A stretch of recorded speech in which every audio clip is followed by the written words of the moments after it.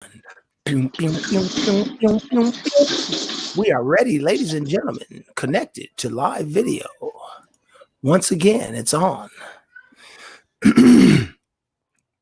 Yeah. What's up, peoples? Well, not yet, but maybe at some point, peoples. Oh, we got three people already popped on. What up? What's up, family? What's happening? What's up, Tom? What's up, bro? Oh, man, good stuff, man. Good stuff. I am looking forward to having this discussion with you tonight, brother. And I hope that. What's up, Christina? Jordan. What's going on, Lori? Hey, Lori. What's up, Christina? Local 569, electrician extraordinaire. You know what I'm saying? What's going down? What's going down, Christina? She's an equity and inclusion. What are those positions? Manager. I think that's the way they say it now. She's a recruiter for the union. Equity and inclusions for what? For local 569. Oh, okay. For the electricians. What's up, Lori? So yeah, glad y'all here tonight. We're looking forward to having this discussion. Trying to do a watch party on my end. It ain't working for some reason. That's because you have zero skills. You gotta have some kind of skill when you come into this game, Johnny boy. This isn't your typical shenanigans that you're used to. You know what I'm saying? Right. Well, yeah. I'm not going to get laid into by any of my friends. I'll be your friends. So. They should be able to come over and see what we're doing. There we go. Yeah, there we go. That's fine. She's the outreach coordinator for ETI. That's what she does. Nice. So she's all over. San Diego and Imperial counties doing everything. Thank you, Tom. He said we sound good. How do we look? Good. That's the most important. How do we look, bro? That's, you know what I mean? Everybody need to fill out their census. You know what I'm saying? My black counts. You wish you could get one of these, don't you, John? Huh? I got one. I just okay. So we had a really good response with our. Thank you, Tom. I appreciate that. He said we look marvelous. He's a pretty harsh critic too. So for him to be saying that is pretty important. One of the things that we talked about here is before that was really interesting was in the last conversation kind of has something to do with intersectionality of there was a historical question, a criticism about your historical analysis. Right. And so I wanted to, because one of the things that I've been really, well, first of all, if you want to just take a second, let me just give you a second to kind of introduce yourself. Who are you? What do you do? Why are you here? And then I gotta crown you again. Yeah. Prince of White.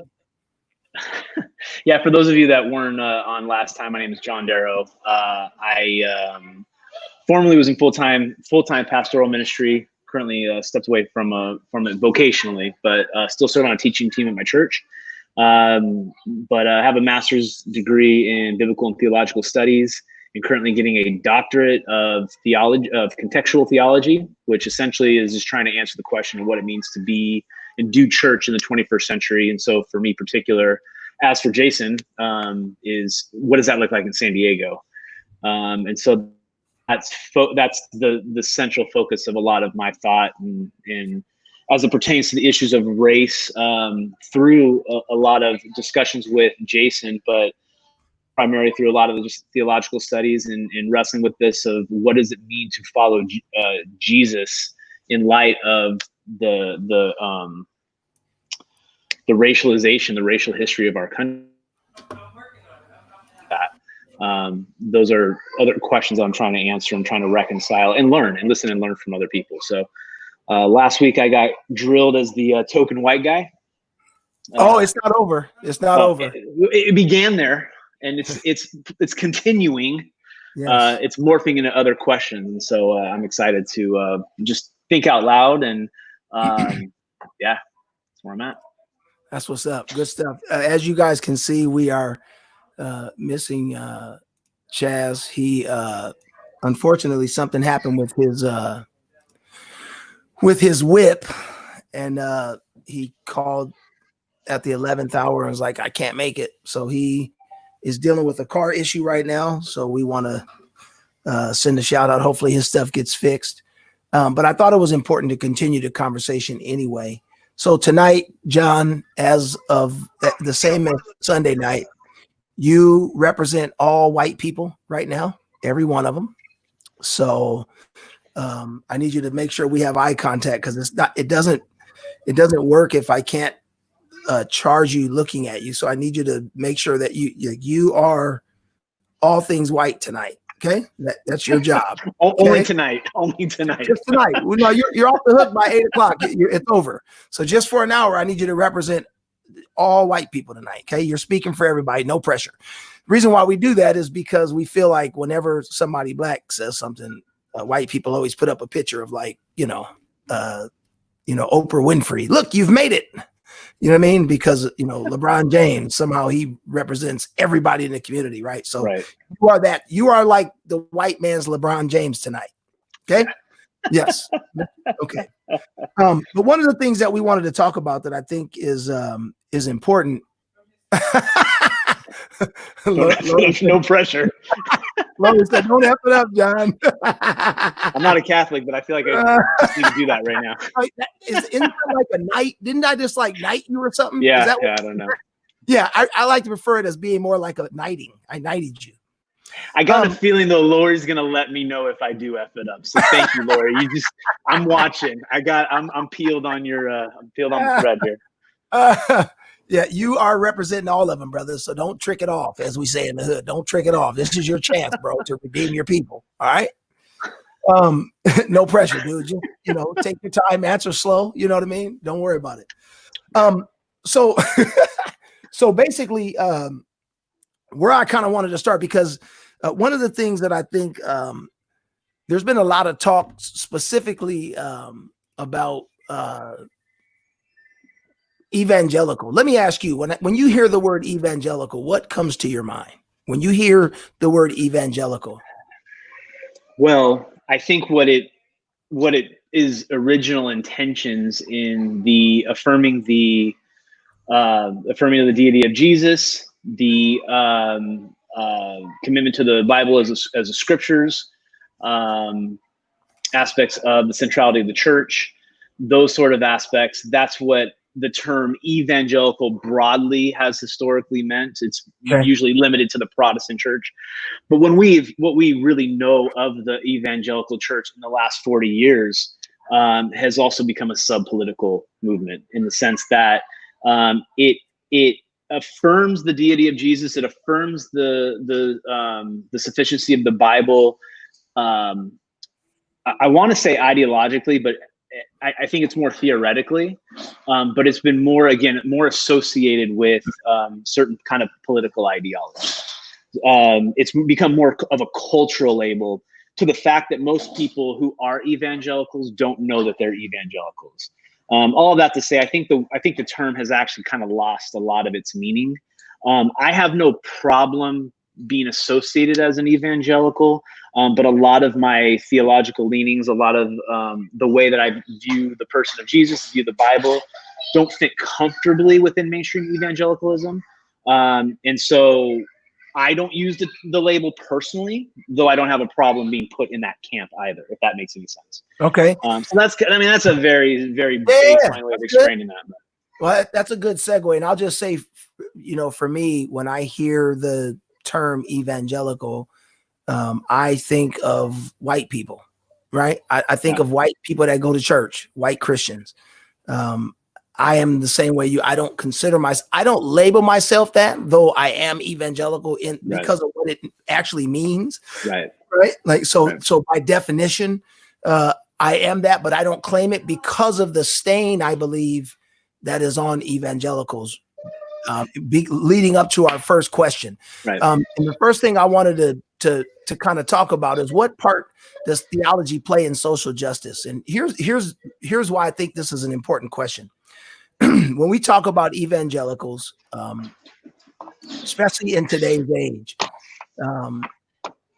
evangelicals now seem to have a real loud voice in a lot of what's happening in the country right now, right? Somehow there's a lot of answers that have come out. There's a lot of talk from people that, in my opinion, never talk. They never say anything. Right. But now there tends to be a lot of discussion from evangelicals now, specifically around the movement Black Lives Matter, right? There's a ton of harsh criticism about Black Lives Matter, specific to the ideology surrounding Marxism and stuff like that, right? Their stance on abortion, the stance on marriage, the family, those types of things. There's a lot of criticism right there. But one of my contentions, more than that, is are those the only issues that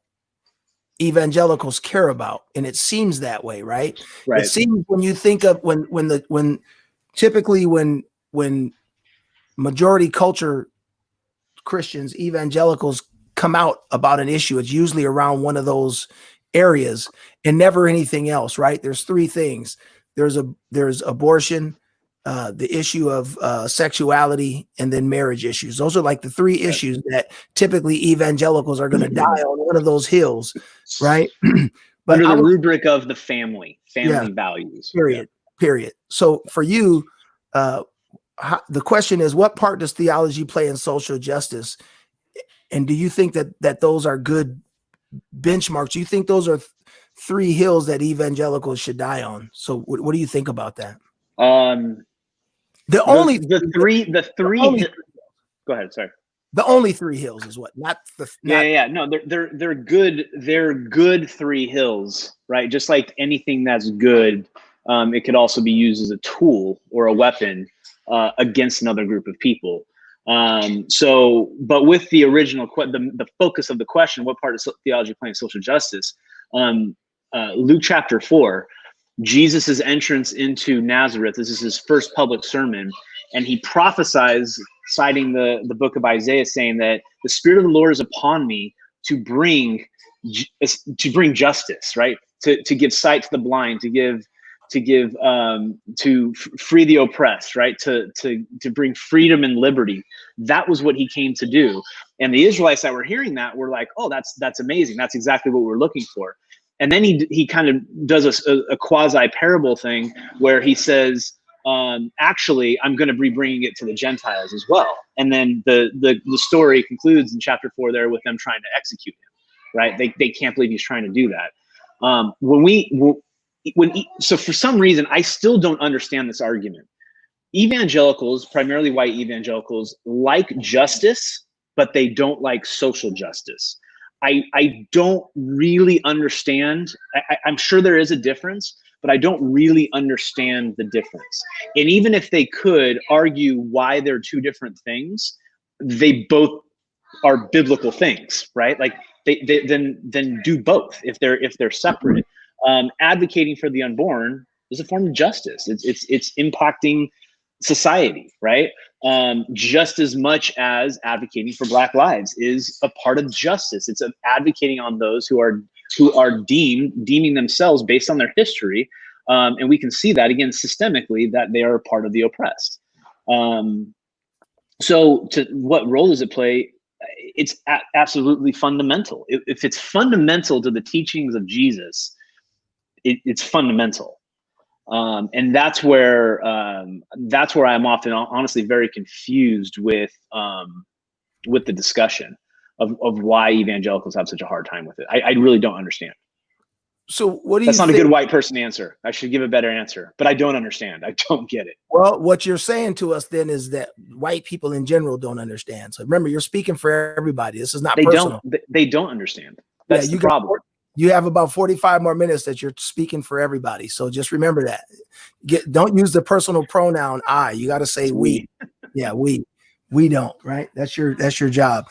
Well, so give me some ideas from your perspective then, like, why as a Christian do you care about issues such as Black Lives Matter, and why don't you have a problem with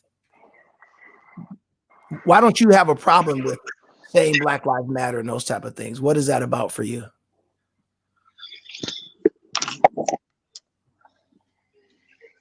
I'm trying to think of a really clever answer right now, but I've had this conversation with multiple people.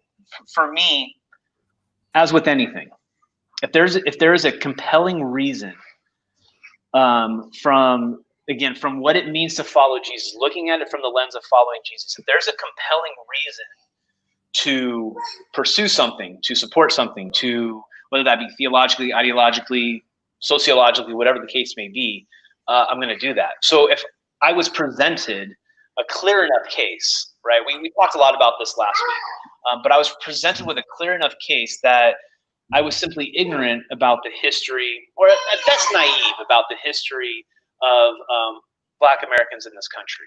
And I was given a massive amount of information that shows historically, credibly, that this is an oppressed group, an oppressed minority in this country. Now, before I was a Christian, I've long been an admirer of Martin Luther King Jr. A lot of the images of the civil rights movement stuck in my brain, but they didn't make any deep connections personally to me.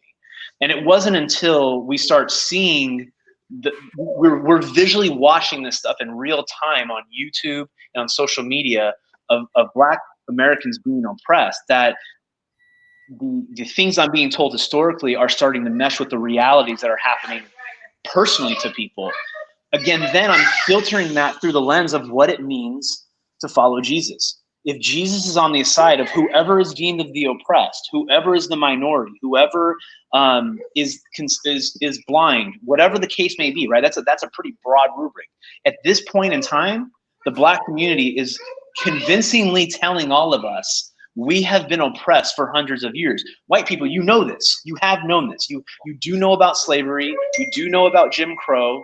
You do know about the civil rights. You know about these things. But somehow in the last 30 to 40 years, you have thought that it just sort of disappeared. It's over with, right? It's not as overt as you think that it was.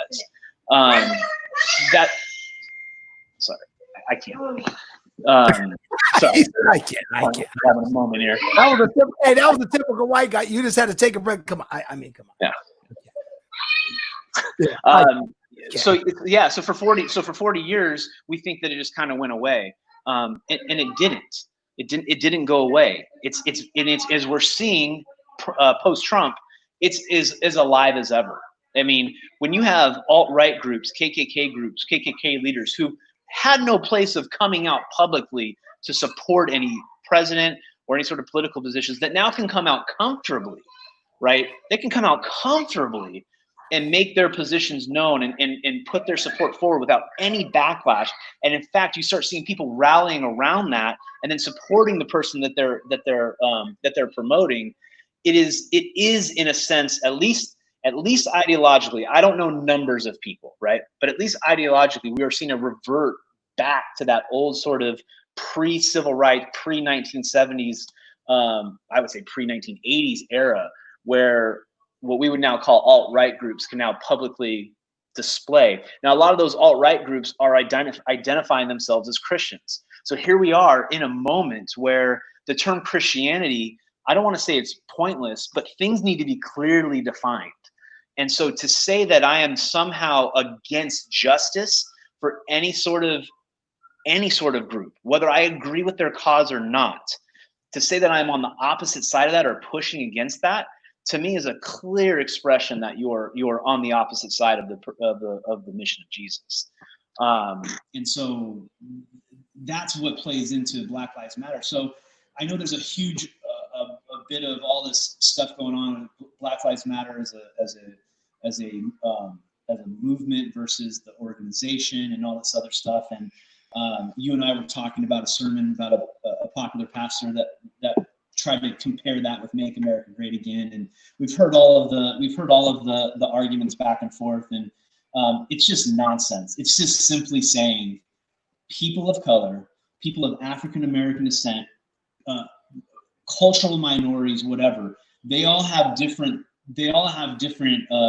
cries, voices that they're trying to long for justice. At this moment in time, Black Lives Matter is what we're saying, to give voice to those who feel like they have the voiceless. That's really all that we're doing. That's really all that we're saying. That's what I'm hearing. Did you disappear? I just put you central, man. You just don't you worry. Your volume kind of changed. You took your headphones out. Your volume changed and it got different. It kind of went through a different metamorphosis. Yeah, at first it sounded like you needed to put a little bass in your voice, and then better. That's better. Yeah. So, well, let's one of the things that Shelley brought up was, it's interesting that evangelicals believe in justice but not social justice. Can you kind of flesh that out a little bit? What do you mean by that? I still have not heard a compelling reason as to why, but there are some pastor friends, some primarily white friends on social media that will make comments like that. This is actually what I can say to it. So when they hear the word social, what they're hearing is social justice is synonymous with the social gospel. The social gospel was an early 20th century, late 19th century movement that put justice as the central focus of what it means to be a Christian. Unfortunately, a lot of them did it at the detriment of affirming the deity of Christ. So a lot of core fundamental theological convictions that most Protestants have had over the last 500 years, they essentially abandoned a lot of those things. The deity of Christ was not fundamental. The person and work of Christ, as explained in the Gospels, was not as fundamental. Really what mattered was social action. And it actually kind of gave a push with Protestants into more of the kind of social liberalism that we are a part of now. So it really actually propelled forward what we now know as the fundamentalist movement, which came after the Scopes trial of the early 20s, which is kind of this doubling down on the inerrancy of Scripture, doubling down on what we consider a more conservative way of following Jesus. That was the response of the social gospel. And so of evangelicals, when they hear social, they're attributing justice to gospel, right? They're seeing similar things happen. So if you're involved in social justice, you're doing it at the detriment of following the person and work of Jesus as explained in the Bible. That's what they're hearing, right? So similarly, if you just simply say hashtag Black Lives Matter, you are therefore aligning yourselves with the organization, right? If you go down the line, right? If you defend somebody here, that means you're supporting the entire movement.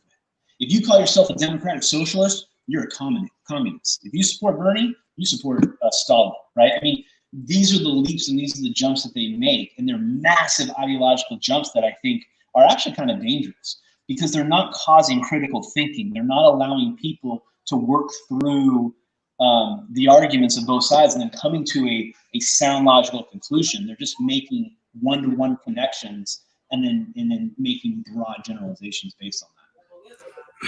Well, so one of the things that I've heard a lot too, and I don't know if you know anything about this, but one of the arguments is that that social justice really has to do with critical race theory. Do you know anything about critical race theory? A little bit. So, and I think that's kind of more of the argument. Now we'll get into that at another time. It just seems really interesting to me, this whole argument when Christians get into these conversations, that somehow there's a reluctance that I think really is about not seeing the value of people, right? When we talk about, and I'm talking about the value of people in general. And I think, honestly, this is, to me, one of the things that I think a lot about is to me, it's just another way that racism, the systemic nature of racism, has shown itself, and it has entered into the sanctuary, right? It has entered into the sanctuary and it has become normal. That's one of the problems when society doesn't deal with the issues. It begins to permeate everywhere, right? And so now one of the things that happens, and I'll show you, this was something that Lori just said. I think they're just the ones that yell all lives matter and don't think there's a problem. They have flooded church with state and take political stances clearly. They forgot Jesus left in 99 to go after the one. And I think that that's really true. I think what has happened is evangelicals, white Christians, and there are some black evangelicals too that toe the party line. There's this thought that evangelicals, that Christians are Republicans, that somehow the Republican Party most closely aligns itself with God's values. And I think that what has happened is that it just shows the ignorance of Christians and how much Christians have not been taught. And we've been talking about this idea for many, many years though, dude, this whole, like, it's about me in church. Right. And I think this is the fruit of that. I think what we're seeing is the fruit of a non-God central message in church that has become people central. And so people's opinions and views have become more of what God believes than what the scripture actually confirms. And because you're white, you get to say that. And because you're majority culture and there's people will actually say that, and a whole bunch of people will begin to say that. And then the last thing is we've blown up this popular pastor thing where the pastors have, they're popular folks that they deal with. So you got these, everybody has their favorite preachers. And so when their favorite preacher says something, everybody just believes it. You know what I mean? And so to me, that's one of the things we're seeing that happen. Hold on one second. My wife is getting her Bible. She's doing Bible. Look at it. We got a Bible house right here. Your Bible, Facebook. Look, I told her she's live on Facebook. She got up out of here. She's on a Bible study right now. But I think we see this everybody's following a favorite pastor. He then, which is what we heard today from Mark Driscoll, what I saw today, that he had a criticism of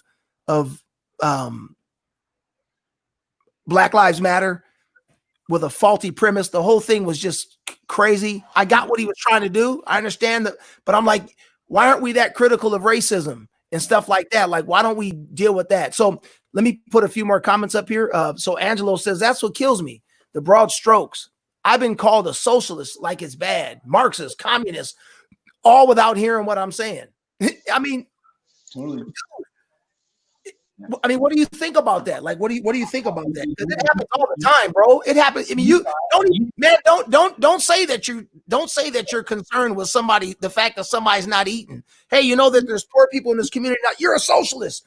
You're a socialist. But then nobody give their stimulus checks back. But that's a whole other thing. Go ahead. Well, I mean, you saw in a post the other day, so the dude went to town on me, calling me all sorts of names based on the fact that I just posted a picture of a red hat, right? Didn't bother to intervene. Hey, you're a wolf, bro. You had a wolf slayer on your.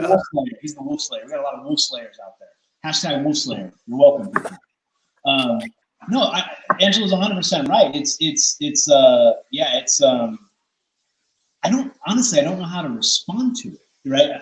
When it happens individually, but it is what Lori said. Specifically, she said they have flooded the church with the state and take political stances clearly. And I'm trying to find creative ways to publicly say this. When you make the statement, I'm not political, or you make any sort of statement about the church as if to say your statement is somehow objective, you are making a political statement. The church is a politic. It is a political entity. It is. It's not a partisan entity. Okay, when we hear political in America, we hear either Republican or Democrat. I may have even said this last week. I don't remember, but that's not what it is. Jesus is saying, by coming to earth, by liberating the oppressed, freeing the blind, all this other stuff, he is saying, I am creating a better way of being human. Like, this is a better way of being human in the world. But what that entails, and we'll probably get into this, is what that entails then is being a public witness to me to a dying world, right? He came by bringing death, by service, by serving people, by loving people, by submitting himself humbly to people. And he's asking the church to display that public witness likewise. That doesn't fit well in either the left or the right. Now, we might have certain ideological leanings one way or the other that we may feel more comfortable with. I honestly don't, it doesn't bother me if somebody says that they're conservative or liberal or progressive. That doesn't bother me. What bothers me is making that synonymous with the Christian faith. And that goes for the left as well. I want to be clear about that.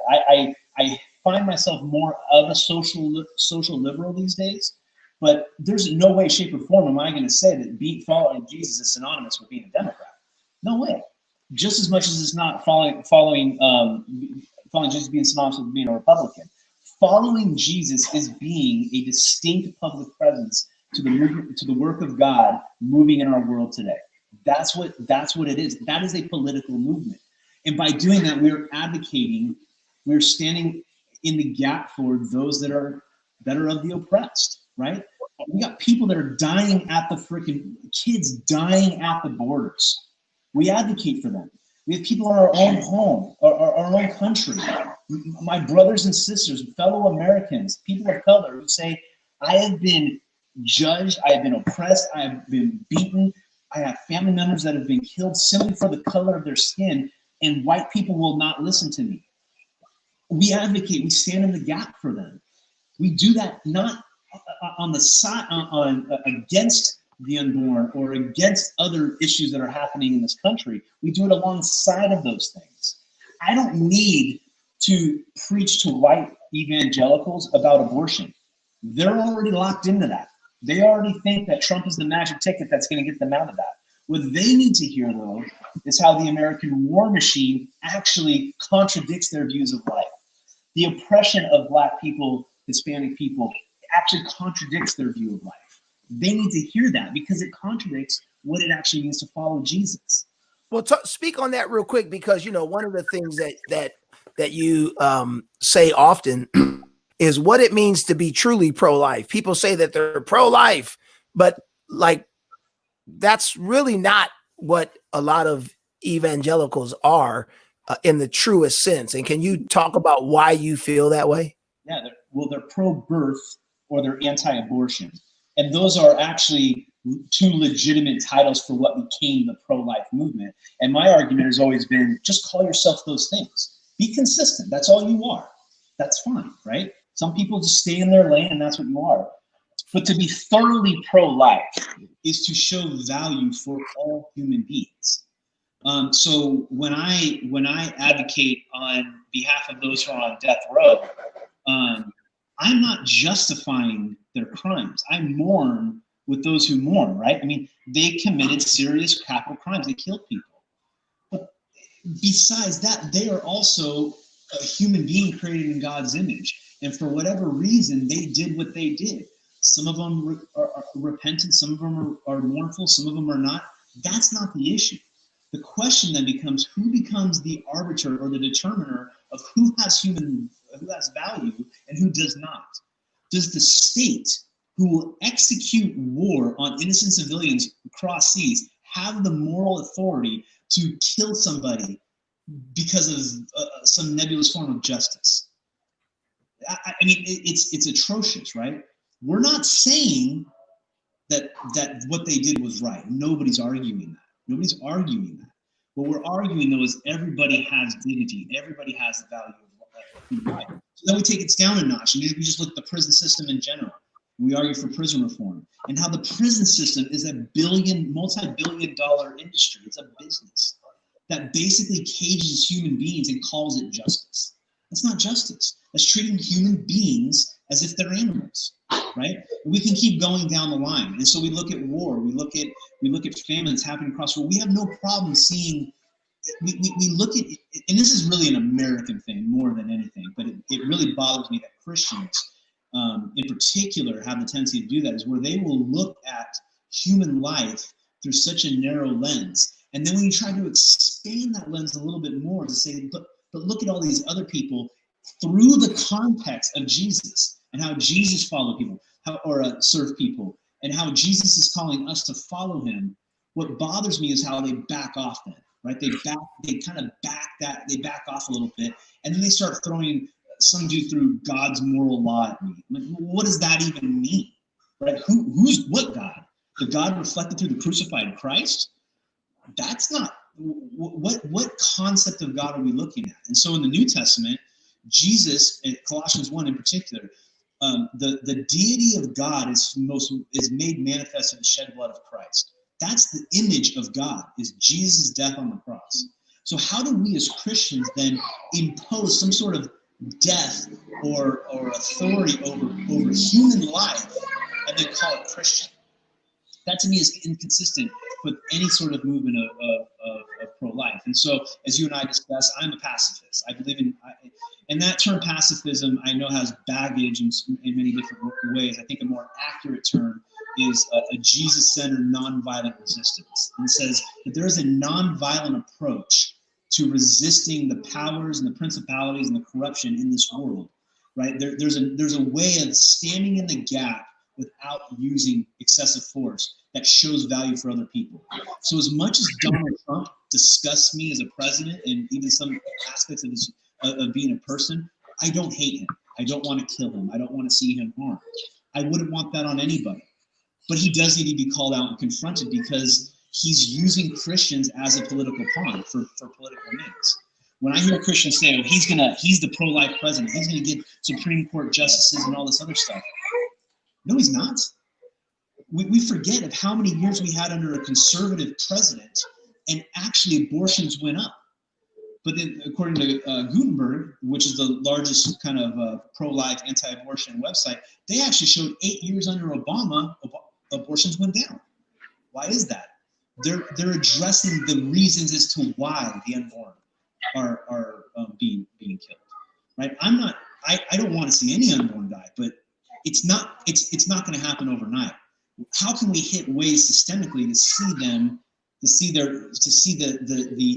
deaths minimized, right? So we're finding creative ways, non-violently, to stand in the gap.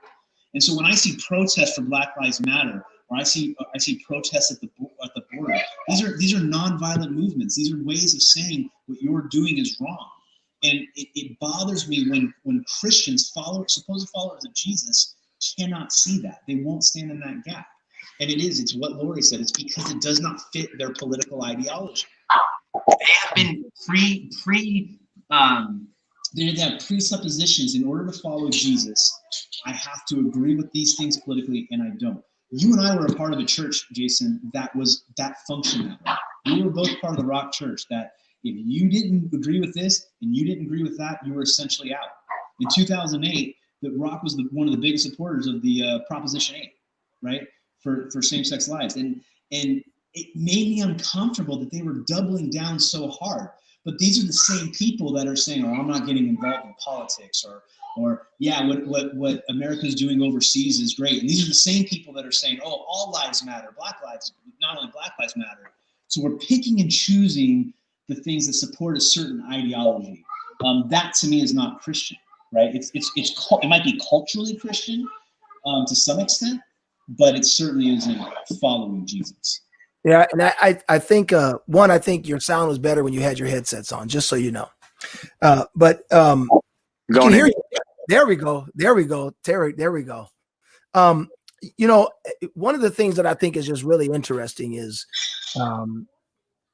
how there's a sense of, in a lot of ways, evangelicals don't even want to have conversations about how hypocritical stuff is. They don't even want to have the conversation about how bad it looks for you to say that you are pro-life, but you ignore prison reform. So you're telling me that, so basically what in actuality, what happens is you say that you are pro-life, but you don't care how the life lives once it's here on earth. Like you don't care that one of the smallest segments of our society is over criminalized.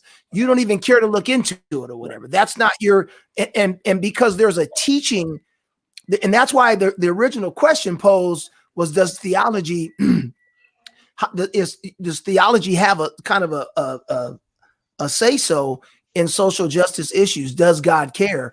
And one would have to conclude no, if you see the way in a lot of senses. Now, here's what I will say though, in terms of just being fair, there are some statistics that will show that when it comes to like world aid for like hunger, flood response, some of those things, like the Southern Baptist Convention is huge when it comes to that kind of stuff. Like there's no question about it that there are things that happen that people participate in that do add a value, right? Do add a value.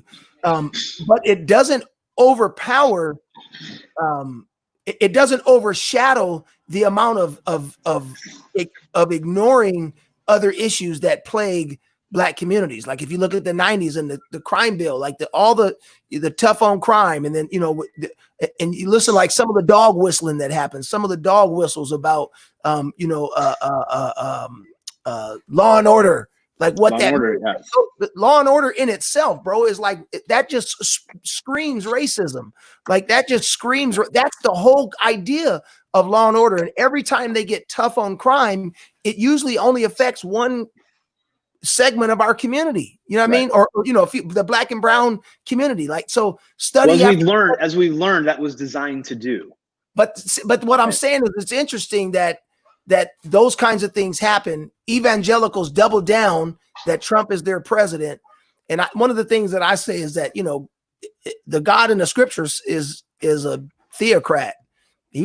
Jesus wouldn't vote Democrat or Republican. He's going with what God says. And so I think that's, so I, you know, we won't be able to finish that whole thing or whatever, but let me get a few of these questions real quick. Angelo says, people literally and unequivocally associate, or Ricky did, sorry about that, Ricky. Ricky says people literally and unequivocally associate Republican, Christian, patriotic, American. That's what they associate. Then they say Democrat, leftist, and un-American.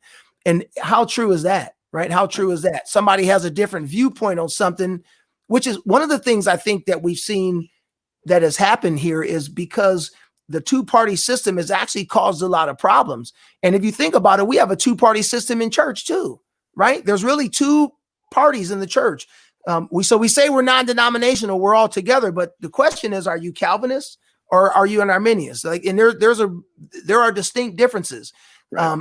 And there are some real major fallout that happens depending on where you land, right? So I think it just fosters itself when you go outside of the church. That's what you've been taught. This is what we believe. You better toe this line or what, you know what I mean? There's no room for, you know, other views. And then you go outside and you see a two-party political system, and it fits right along with what you're hearing your pastors are saying, and everybody continues over and over again to reaffirm those things to you. So it almost seems natural. What do you kind of think about that, about the whole what Ricky said?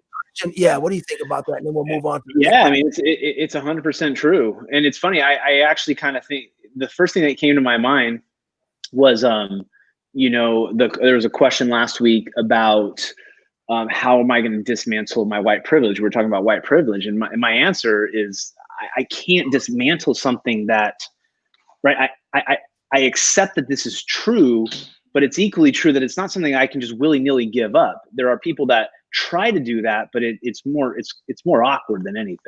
And I feel the same thing is happening here with being an American. So if I lean left, and as I said, I'm not a registered Democrat. I do lean socially liberal. But I do not promote, I will not publicly promote any political party. But because I challenge war, we almost went to war with Iran earlier this year. I was vocal about that because I'm against the death penalty, because I stand on the side of Black lives. So therefore I must be a Marxist, and therefore I must be un-American. It's backloaded with so many presuppositions that it's, I don't respond to them, frankly, because it's just absurd. It doesn't make any sense. And frankly, the most American thing you can do is to is to protest, is to lobby on the side of people, is to have your voice heard. Whether the status quo, whether the majority likes that or not, I mean, that is a very American thing. So all I'd say is I agree with what you said, and I agree with what Ricky said. Let me throw this doozy at you right here. From Maestro Agredo, La Profeta. Trump learned from past leaders to use Christianity for political purposes. Ooh, why is it that if you resist with nonviolence considered godly work, but those that do themselves by any means necessarily for the privileged? Slaves were told to seek freedom through resistance and were pacified with religion. How do we resist in a way that defends our humanity without pacifying us? I don't know if I understand that last question, but let me just say really quick. How do we resist in a way so her thing is we're told to resist with nonviolence. Why is that considered godly? But those that defend themselves by any means necessary, why is that only for the privileged? And so the question is, if that is true, how do we resist in a way that defends our humanity without pacifying us? Well, I'm going to begin with one thing. And we may, and her and I might disagree on this, and that's fine. My worldview, my cultural lens is to the person and work of Jesus. It's not pragmatism. It's not what's the best means to an end. It's not what works. I understand arguments for and against that way of thinking. That's not my starting point. I do think we can be pragmatic in being nonviolent. We've seen that historically. The civil rights movement, Martin Luther King Jr., was primarily nonviolent. Gandhi and his resistance to Great Britain was nonviolent. His satyagraha, right? We've seen Poland in the kind of the falling of the red tape in the 90s was largely nonviolent. So we've seen these things happen. It can be pragmatic. That aside, though, that is not the particular lens that I am arguing for. I am saying if you call yourself a follower of Jesus, if you are subscribing to the person and work of Jesus as described in the New Testament scriptures, he is undeniably nonviolent. He sacrifices his life for the world, right? I mean, he gives his life up. You guys can look on my if you guys are friends with me on Facebook, I just posted a whole thing on the book of Revelation. The book of Revelation describes the image of Jesus as the slain and suffering lamb who frees the world because of his crucifixion. And the persecuting and suffering church is to enter into that work that was already accomplished. It was already done. He's not murdering anybody. He's not killing anybody. They're suffering. They're being persecuted. We're entering into what he already did on the cross. So if the cross is the focal image of who God is, we're entering into that. That is the lens and worldview I'm entering into. So anything outside of that, we can talk about that. And I understand what you're saying. But that's where I'm coming from as a follower of Jesus now. I can't speak into what that looks like for the slave 150 years ago, 200 years ago. Perhaps that doesn't make any sense then. I'm entering into that now. Somebody made a good point to me recently, and it's a fair and a good point. And it's something I think and wrestle with, is that it's easy for me to subscribe to pacifism when there's no imminent threat to my life or to my family or to my country. And I think that is very, very true. And I do have to sit and wrestle with that. So I hold to pacifism. I hold to it practically. I hold to it ideologically and theologically. I won't know practically what that looks like unless there's a perceived threat. So I have to sit with that, and I have to acknowledge that. The second thing that was said, though, in that statement, that word pacifying seems to imply passivism, being passive. That is not what I'm advocating for at all. I think she's saying pacify to pacify, like you do a baby, to settle down, to calm down. And I'm not arguing for that at all. I'm not saying that. I'm saying a better term for what I believe in is probably is Jesus-centered nonviolent resistance. Pacifism comes loaded with a ton of baggage for a lot of people, I get that. What does that mean? Nonviolent resistance is entering into the pain and the suffering, entering into violence, if you will, nonviolently. The best argument, the best case I think we have in the last 100 years in our country is the nonviolent resistance of Martin Luther King Jr. The buses going into Alabama. I mean, they suffered. Some of them died. Right? There was, and it was hard. And there was pushback from the SCLC. They were tired of it. They were tired of getting stepped on. And I get it. You get run over so many times. And I realize I'm saying this as somebody sitting back 60 years later, right, that hasn't had to enter into that. So I understand the pushback to that ideologically, but it has existed before. It has existed. It's whether or not we're willing to accept that as the best means of fighting back against oppression. There's going to be there's going to be disagreements on that. There's going to be people that don't lean that way. And I understand those arguments for that. If I'm being pushed hard enough, right, I'm going to want to fight back violently, right? If somebody's pushing at me and somebody's beating on me and somebody's threatening me and even killing my friends, I'm going to want to do the same thing back. It does take a certain amount of patience, resilience. As Christians, we say the work of the Spirit, the community working together to do that. This isn't an individual fight by any means, right? This is a collective group. This is a group of people gathering together around the person and work of Christ, showing how Christ has openly exposed the powers and principalities, racism, those things that are at work, dismantling humanity in order to rip people apart. We're making a public display of nonviolence, saying, you can kill us, you can hurt us, you can harm us, you can threaten us, but as public witnesses of Christ, we are not going to participate in that. We have to be prepared for the backlash, though. There will be that. But most people aren't willing to go there.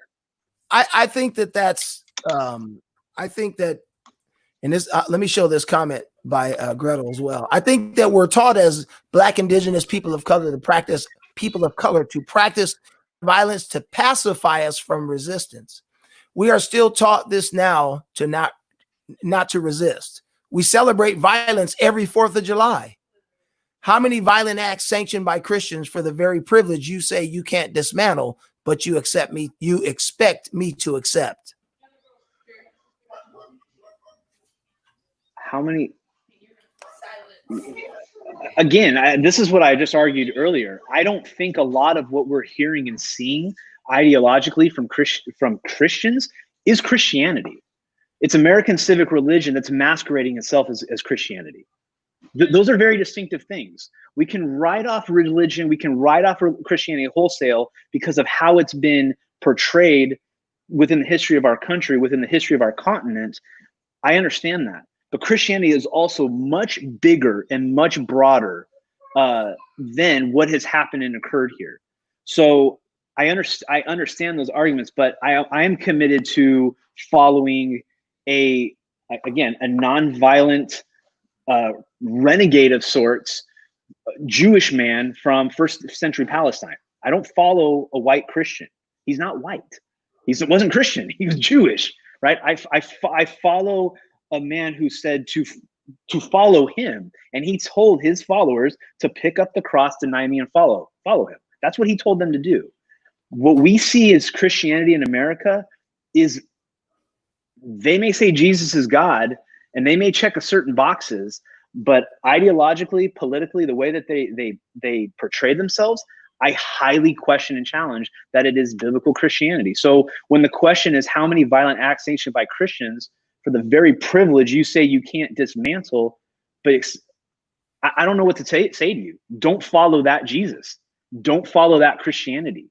There are many other great displays of the Christian faith historically over the 2,000 years that I think makes a much more compelling case to follow Jesus than what we have seen on this continent in the last 400 years.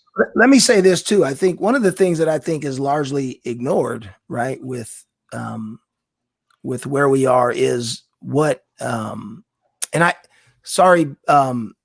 Gretel, when he makes the point, when he says it, you may comment like at some point in here, and I might miss when you say something. So I apologize if I don't know how to place your comments in there. If I don't know how to ask the question again, one of these days you on so you can actually say something as well. So that's cool. Yeah. But one of the things I think is largely ignored is sorry, but I want to make sure that because you got some good stuff, man. It is good. No, it's great. It's great. what happened during the civil rights movement? I mean, people are very critical of nonviolence, but the change that we see that has happened in mass, in large part, was from people say, "Oh, there's nothing changes from protesting and movements and whatever." Well, I guess that kind of disagree. well, but let me say, one of the things that I, as I grow as a Christian and I sort of realize certain things, is I think there is something to be said about the way that the conscience works on humans. Like if you think about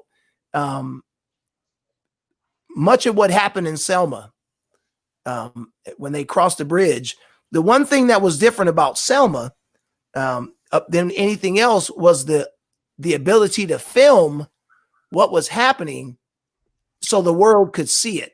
Sure. Right. And there's something about that. Like we say now, like I know we talk about the idea of protest, the things that Americans love, the things people in power love, that most people love is money.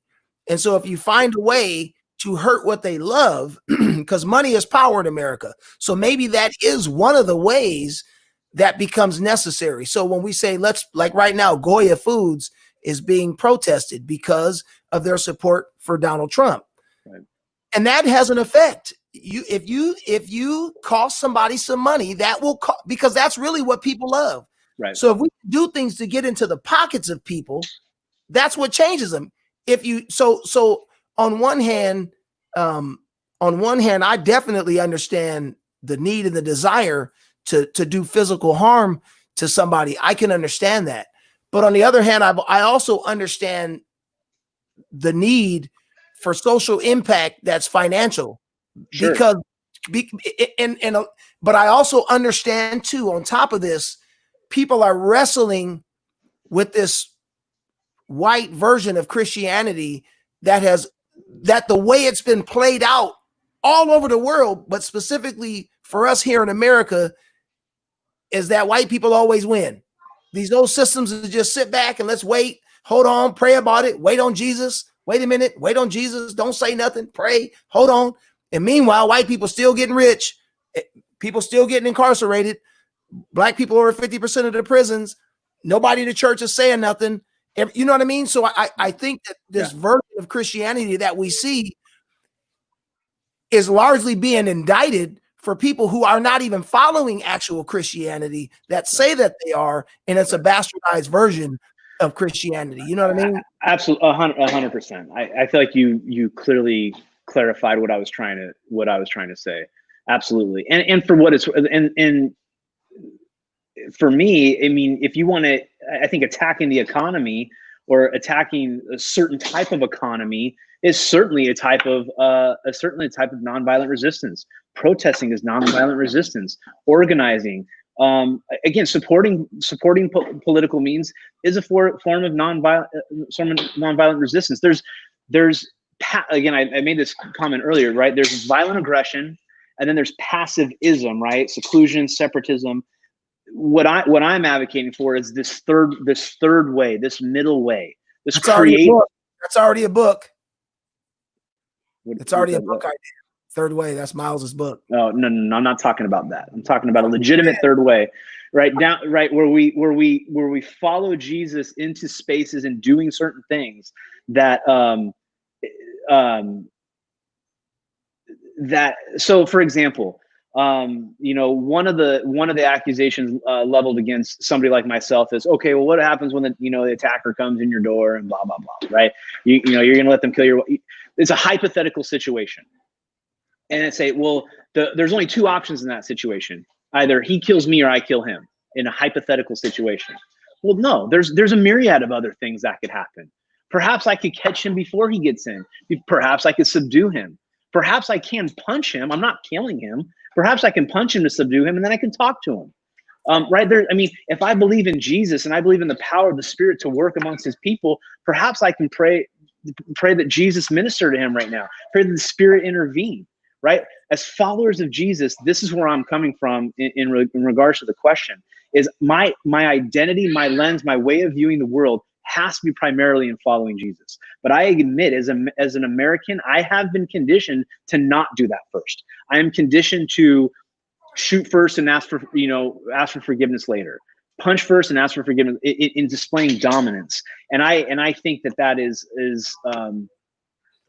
completely antithetical to following Christ. And that is a part of my discipleship process, is to de-Americanize the way that I follow Jesus. I have to follow Jesus first through how he's portrayed in the scriptures. And so what that third way is using the creativity of the community to figure that out. Let's figure it out. Let's use our experiences. Let's use our knowledge. Let's use our passions.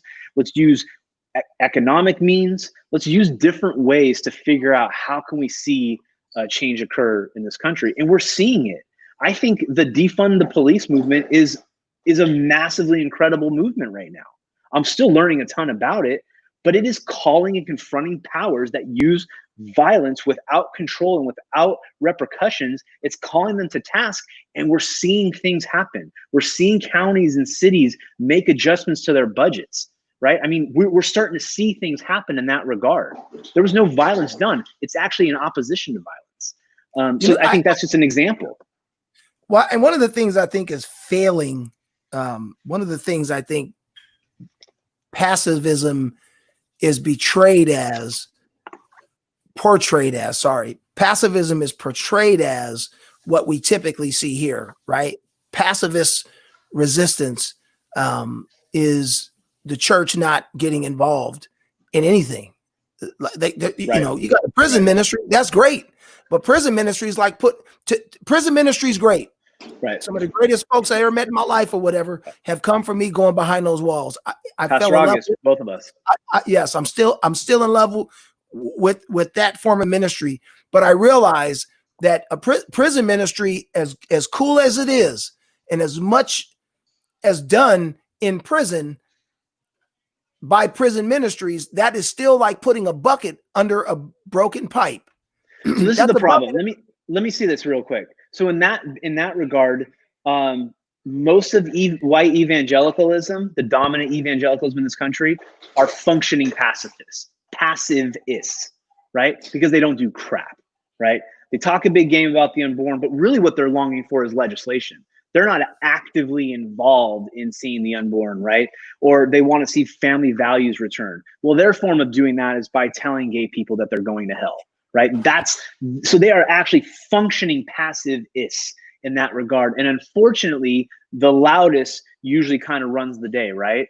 So even as we're talking about calling, the Christianity from the Christianity that we're talking about over the last 500 years, it's the loudest, it's the most dominant, it's the most oppressive. But we also ignore, and because history does this, right? History favors the victors. History favors the oppressors. We ignore the smaller the smaller Christian movements that actually did contribute to systemic change, right? The Mennonites in 1688 were the first ones to advocate for, first abolitionists to advocate for against slavery in this country. White Mennonites, they were pacifists, but they were advocating. Now, unfortunately, their story took a bunch of different turns, just like every other story does. But they were a small set that actually launched the abolition movement in this country. We don't hear about that, right? So I understand the objections to that Christianity. I object to that Christianity. I don't want to be a part of a personality megachurch with a one guy leader anymore. I want to be a part of a community that is lovingly following Jesus, listening to the pulse of our city and our world, and saying, what does following Jesus look like in these particular situations? There are church groups, there are church movements, there are Christian organizations that are doing that. They're just not the loudest, right? Because they don't support the loudest person in this country, that is President Trump, who is using the loudest majority as a political means. Well, and just in kind of getting to where we'll wrap up, it's interesting to me that what we see with evangelicals following Trump and kind of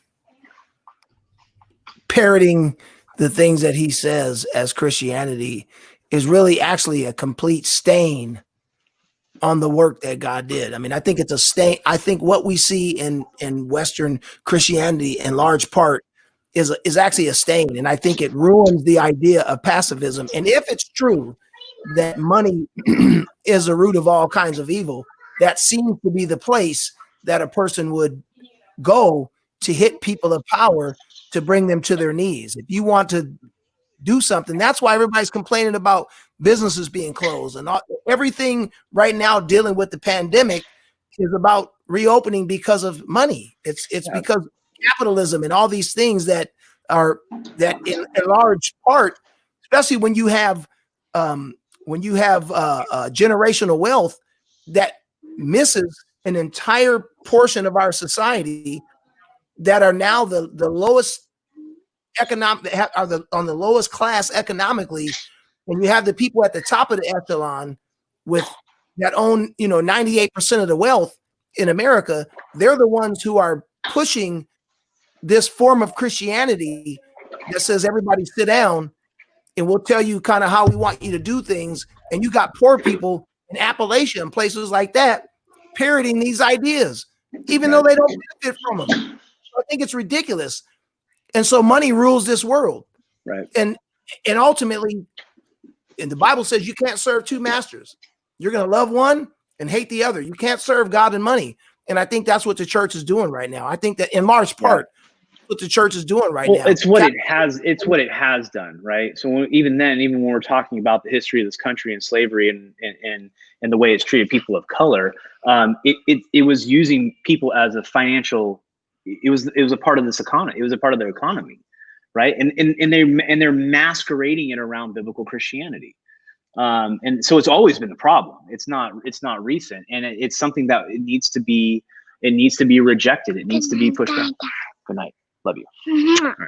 Right. So yeah, I absolutely. It's deep, man. It's super deep. Yeah. Well, one of the things that Greta said that I think this goes for everybody, for everyone, is to study theology and learning about Black, Indigenous, people of color history. We talked about this earlier. We were trying to frame the question to sort of be able to really answer that specifically. I think it's vital that you do that. You could love us better by truly knowing us and how we all ended up here. And I think that's I'm a little puzzled by the statement or the question. It's not really a question; it's a statement, because it sort of implies that I haven't been doing that, and that's the case that I've been making the last 2 times we've been meeting. So I don't know if I really understand if she's implying that I haven't done that, or if I need to do more or differently, or what. I think the intention probably more so, and I think we talked about this earlier today about how, again, I think there's 2 issues.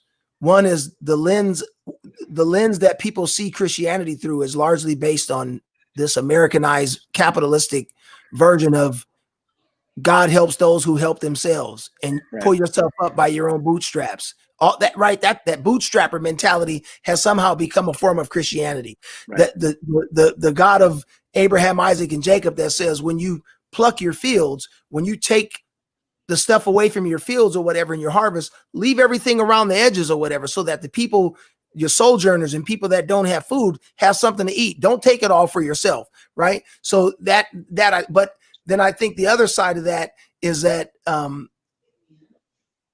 understanding that, and maybe talking about things that you have read historically that inform your view of Jesus, like James Cohen and some of the other authors. She just commented right now that kind of clarified it as well.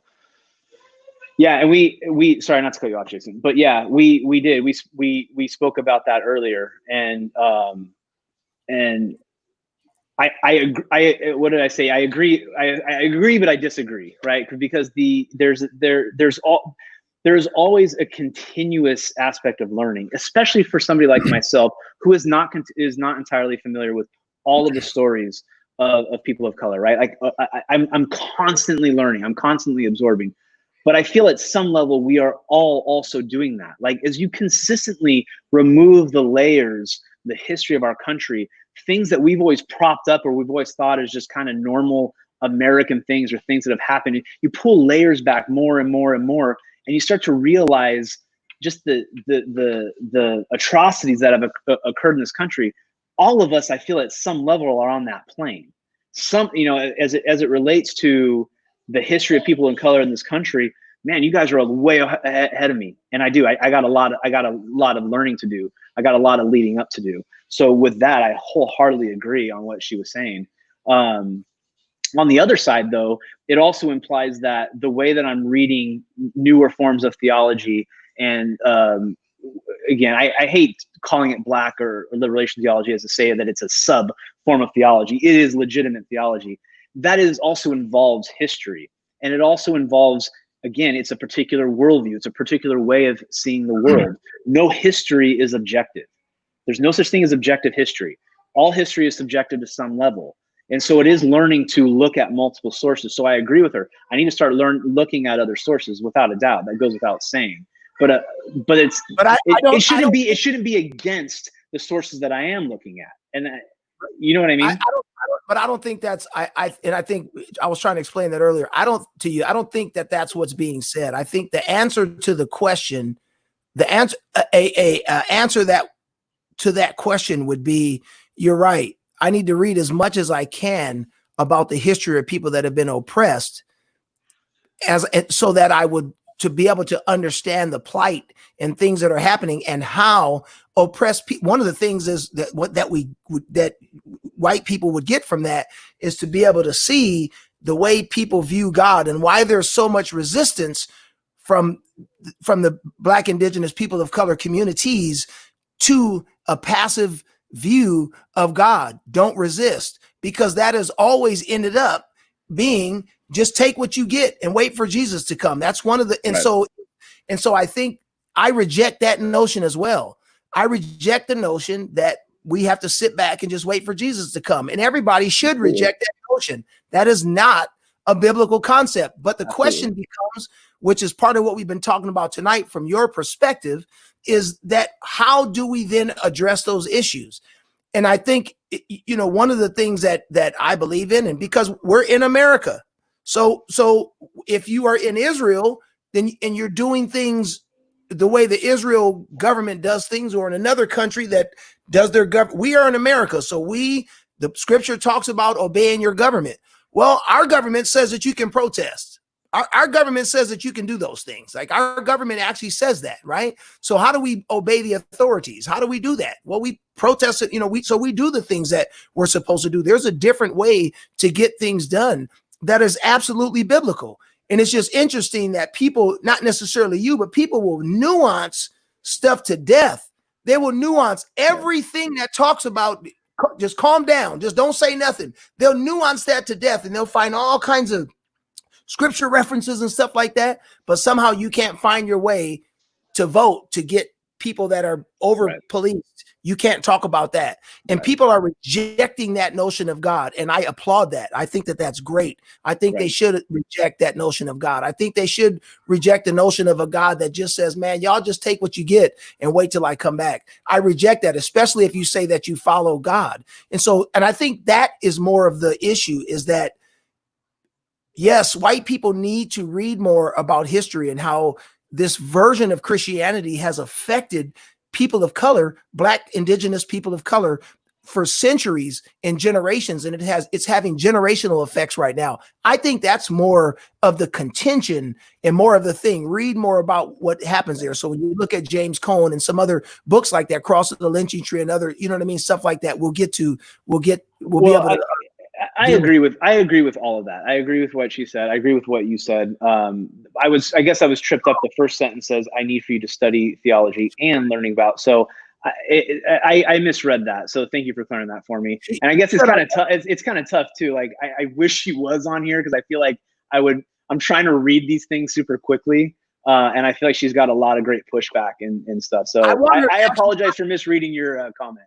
You know what we're going to do this, because this is one of the, she has some incredible points. I kind of thought in the beginning to bring her on, but because we kind of didn't plan on it, I didn't want it to look unplanned or whatever. So we probably should bring her on. And this is one of the things we talked about this earlier today. I want to bring some other pastors on something like this to be able to talk from different perspectives. I want to get some Black pastors. I want to get some Hispanic pastors. I want to get some, any white pastors yourself, to be able to have a more full discussion, because I think that that's important.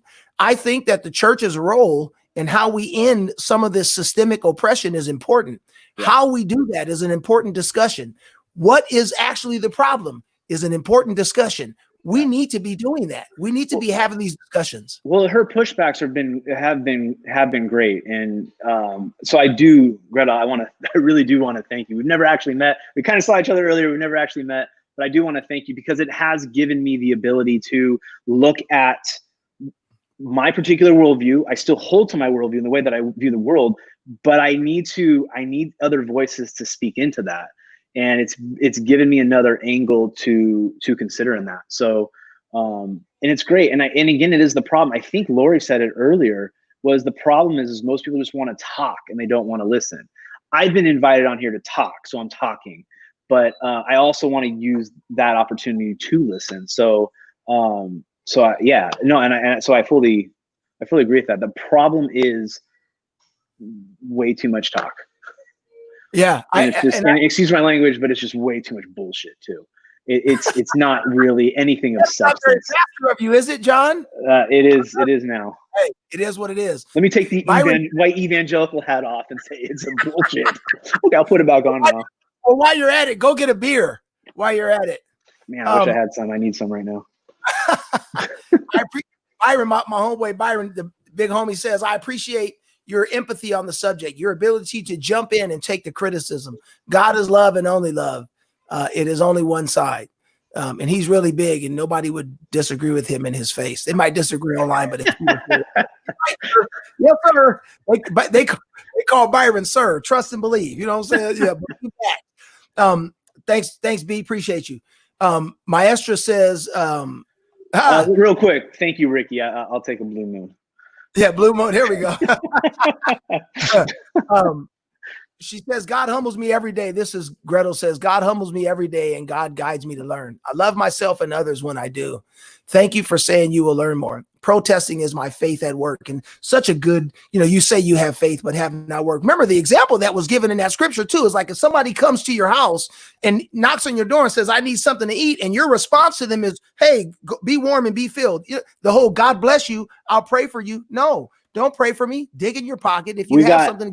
We got 13 to 15 million African Americans in this country that are knocking on the door and asking, say, we need your help. And what are we doing? Hey, hashtags are great, photos are great, but it's winding down now, and it's again, let me take the hat off. It's become a bunch of bullshit, right? There is the activity. There is the stepping up on the front lines. There is the advocacy. There is the protesting. We also talked about this. Different people are just positioned in different ways in this world to do different things. There are going to be some very powerful voices on the front lines of protesting. There are going to be some that are more intellectual, academic, that are going to be able to use their voices through blogs and books and articles. And I believe we need all. We need all of the different things. Hopefully what we're doing is going to hit somebody. I don't know. We need more of my Facebook friends on this thing, because I feel like most of your friends get it and mine don't. But we need more. We need all of that to contribute to this. One of the things we'll do too, man, is kind of maybe this kind of will be a special section. Maybe Sunday will be like a day to open up a topic and, whatever. I know, who knows? We'll figure it out. I know Greta is getting ready to start doing some work. And so we'll have some interaction with what I don't want to do is be like a voice for every single thing. I think there's kind of a lane that I want to stick in because I'm a Christian. I'm really into this. I do believe God has a say in what happens here in our world. I think that's important. I think it's important that we be a voice in the public square to show the world that God does care. Yes, will we bump heads at some point, or there's some things that we just won't agree with? Yes, but I think if we maintain the idea that God create the Christian belief kind of starts off fundamentally with everybody's created in the image of God.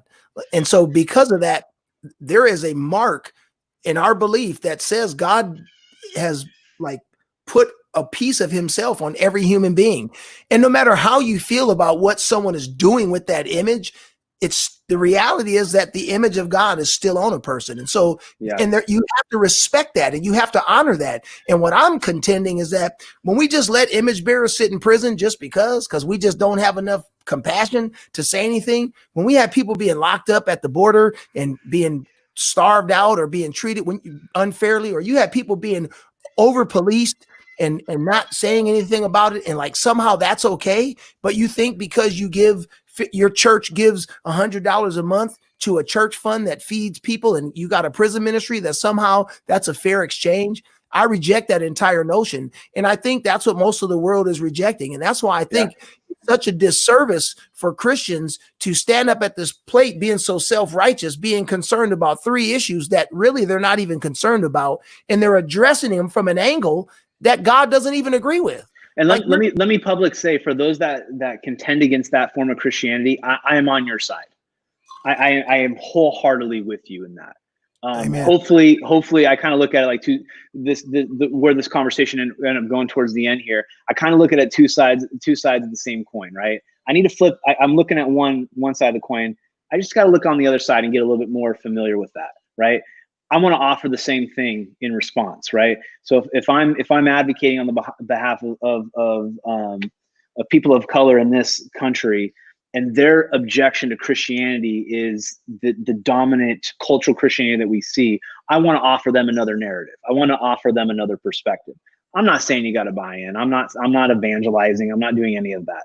But just as I need to learn a different narrative historically, I want to offer another narrative theologically.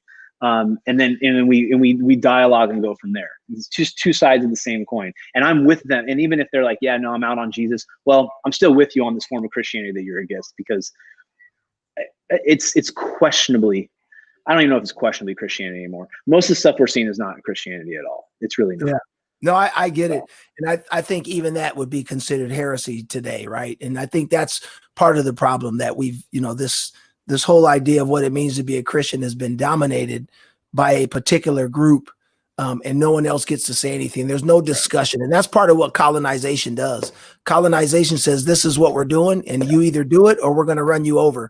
And so what we're saying is, run us over then. You know what I'm saying? Like, that's cool, because I'm not bowing down to that stuff. I'm not doing it. I'm going to continue to advocate and do the things that I do. I also don't believe in violence, but I believe that if you break in my house and you're going to hurt my family, I got something for you. You know what I'm saying? I'm not going to do what, we're just not doing that. So at least I ain't there right now. So anything else that you want to say in conclusion? No, man, this was good. This was fun. Yeah. I'm sweating a little bit. Thank you, Greta. Well, one of the things she says she's a pusher, and if you don't believe her, just ask her students. I believe it. No, it was good. It was good.